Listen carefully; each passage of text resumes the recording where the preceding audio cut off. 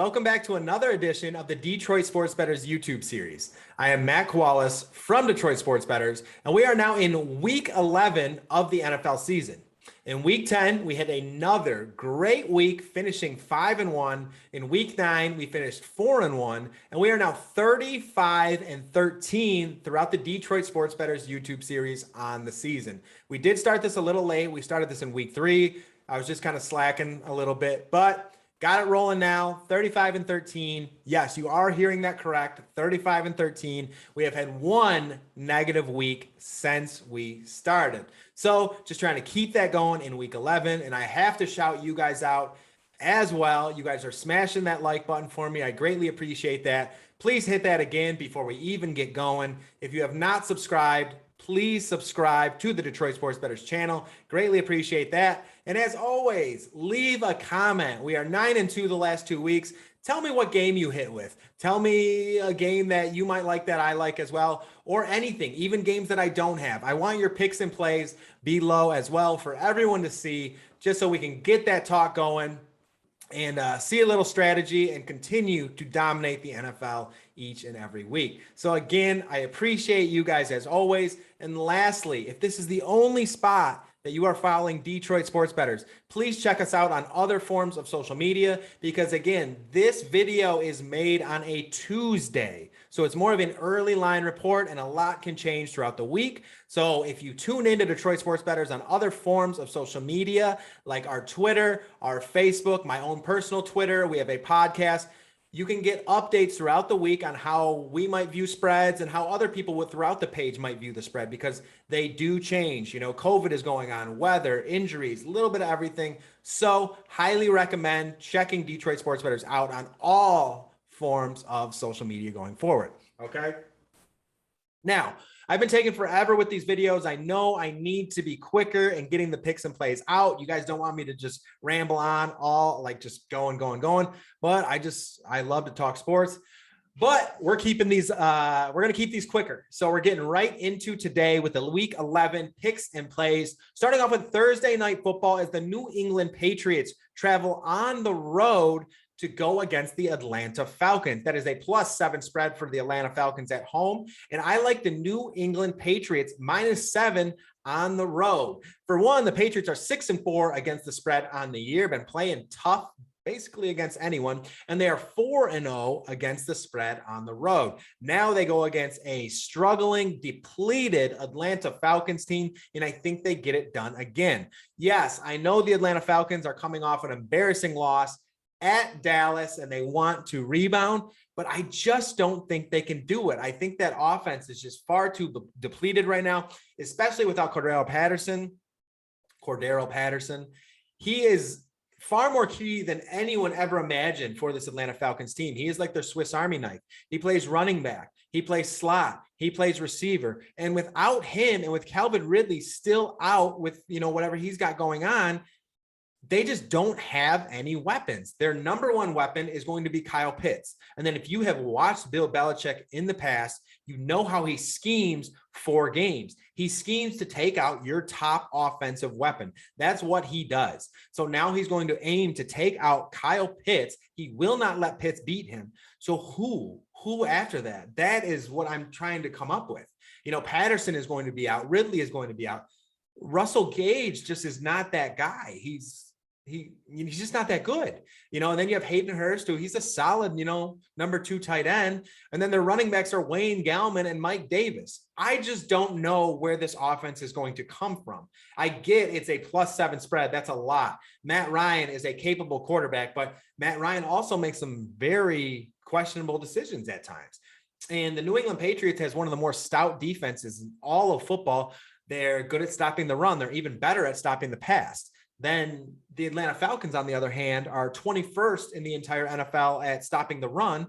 And the past 3 games, they've been 28th in the NFL at stopping the run. And we know what the Patriots do. They give the rock to Damian Harris, Ramondre Stevenson. They run play action. And for me, I've expected a mistake at some point from Mac Jones, and that mistake just hasn't been happening. He's just a rookie quarterback who's been truly looking like a veteran out there. So for me, I'm going to continue to go with the New England Patriots. I like the Patriots here at -7 for Thursday night football, and I like them to keep this win streak going.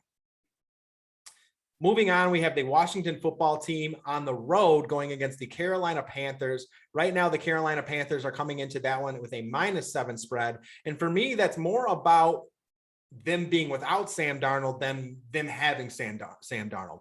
I think Sam Darnold is a weight that is bringing this team down. And I think it's a huge added boost now that Cam Newton is back in Carolina. Cam Newton is going to be leading that team in Carolina. Again, an added boost for the team, an added boost for the run game, an added boost for the crowd. You know how much Cam Newton is beloved in Carolina with that Panthers organization. So I love the move to bring him back to that city. And then in addition to that, you have Christian McCaffrey, who is fully back from injury. And now you're putting him with Cam Newton in that backfield. You have the RPO options. You have to guard both Cam Newton and Christian McCaffrey in the run game. So it makes things a lot tougher for the defense on top of that.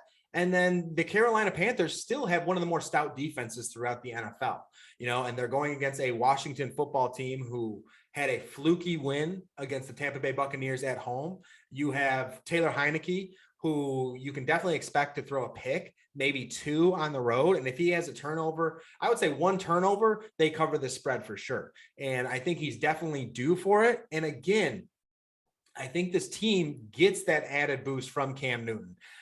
In the preseason too, Cam Newton never got the chance to really show what he could do with his arm. He never got to throw the football with the New England Patriots. And I think that was more about how good Mac Jones was rather than him being bad.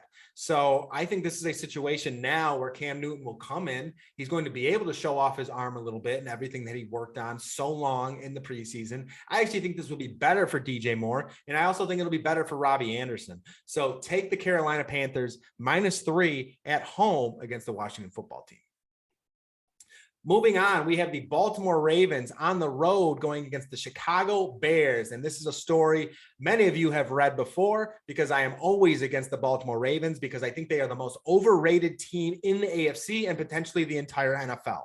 The Baltimore Ravens are currently 3-6 against the spread, and they are constantly playing down to their opponent each and every week, especially on the road. We've seen them. We've already watched them lose to the Las Vegas Raiders, and we've watched them lose to the Miami Dolphins, both on the road. And I don't expect this to change. I've been saying this for week after week. This team, you can scheme to stop this team. You can scheme to stop Lamar Jackson. I've been saying it week after week. And the tougher the competition, the more you're going to be likely to stop him. In the playoffs, I don't see them getting very far. I can't say it enough. The Ravens are also 1-3 against the spread on the road, only backing what I'm saying even more. And I think the Chicago Bears are really starting to get it going. Justin Fields is slowly finding himself more and more every single week. Not only last week were the Pittsburgh Steelers against them, the NFL referees were against the Chicago Bears as well, and they still held that close, and they still covered that spread. So I like Justin Fields to take that step forward even more. He's getting more accurate. He's getting more confident. He can extend the play with his legs as well. Key first downs with the legs. They deflate the defense. And this is not the same defense. I've said this so many times. This is not the same defense like the Baltimore Ravens of old. This is a bottom third defense throughout the entire NFL, and they've been leaning on Lamar Jackson for far too long to carry them. And this is just the time I think this train stops.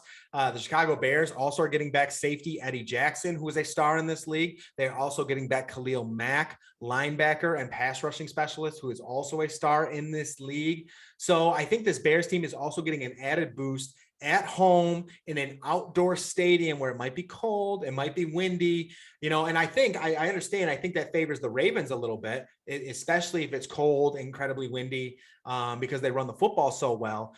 But in Chicago, with them getting a bunch of their players back, they can run the football too. Justin Fields can run the football. They have David Montgomery back. They're getting a lot of their weapons back. You saw Allen Robinson get used a little more last week. So again, take the Bears +6. 6 is a lot of points for a home team, and a home team that's been playing pretty well. Like I said, they put up 27 points on the Pittsburgh Steelers 2 weeks ago, and then they got the bye week to rest up a little bit. Pittsburgh's defense is way better than Baltimore's. So again, I'm going Bears. Take them +6 in this one. Moving on, we have the Arizona Cardinals against the Seattle Seahawks.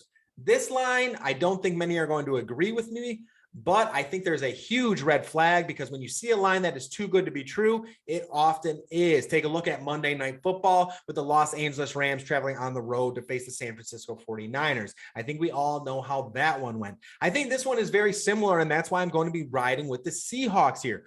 For one, head coach Cliff Kingsbury of the Arizona Cardinals has been talking already about their bye week in week 12. They are looking forward to that. They have a bunch of injuries, especially to Kyler Murray and especially to DeAndre Hopkins. Kyler Murray has a high ankle sprain and DeAndre Hopkins has a hamstring pull. Both of those very fragile and tender injuries that can flare up at any moment. I don't believe either of them play in this game. It just doesn't make sense. Why would you want to risk a hamstring injury? Why would you want to risk an ankle injury when the bye week is the following week? You might as well take the one more week of rest, take the bye week, and then you're fully ready come week 13. You're already number one in the playoff picture.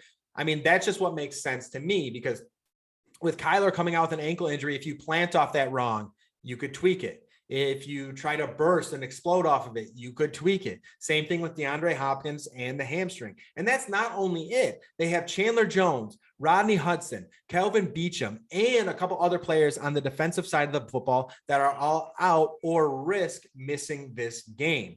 Then, in addition to that, I think this line is somewhat like this because of the 17-0 loss at the hands of the Green Bay Packers. That was Russell Wilson's first game back. First game back after that finger injury.